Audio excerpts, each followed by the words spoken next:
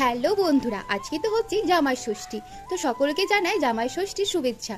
কিন্তু আমার মায়ের তো জামাই ষষ্ঠী নয়, আমার মায়ের তো আর জামাই নেই। তো আমার মা করবে ছেলের ষষ্ঠী। তো আমি এখানে স্নান করে রেডি হয়ে গেছি।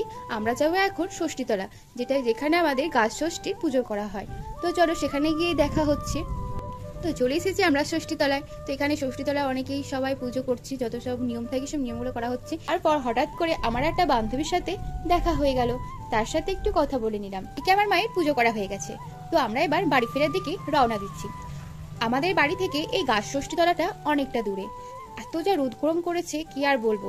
আমি যদি এখন ভিডিও করে দেখাতে যাই আমাদের বাড়ি থেকে কতটা দূরে, তাহলে আমার ভিডিওটা অনেক বড় হয়ে যাবে। তো আমি বাড়ি ফিরে তোমাদের সাথে দেখা করছি। তো চলে এসেছি আমি বাড়ি। এত বাইরে রোদ গরম, তো বাড়িতে এসে একটু লেবু জল করে খেলাম, নয়তো থাকতেই পারতাম না, প্রচন্ড গরম। তারপর মা এখানে প্রসাদ সব রেডি করছিল। তারপর মা আমার হাতে ষষ্ঠী সুতে বেঁধে দিল। এবার আমি এখানে প্রসাদ নিয়ে বসে গেছি। আমার মতন চাল ডাল আর গুড় মাখার প্রসাদটা কার কার ভালো লাগে? আমার এটা খেতে ভীষণই ভালো লাগে। তো আমি এখন প্রসাদটা খেয়ে নিই, দেখা হচ্ছে পরে।